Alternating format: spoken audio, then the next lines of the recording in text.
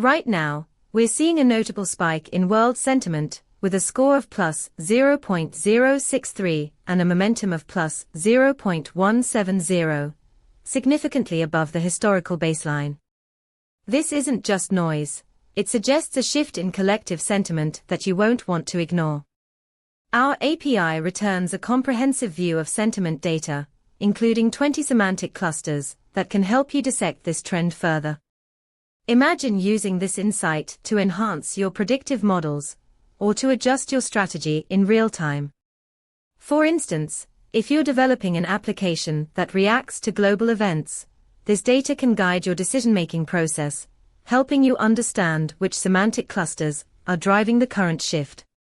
To dive deeper and leverage this data, visit pulsebit.lojenterprise.com/docs.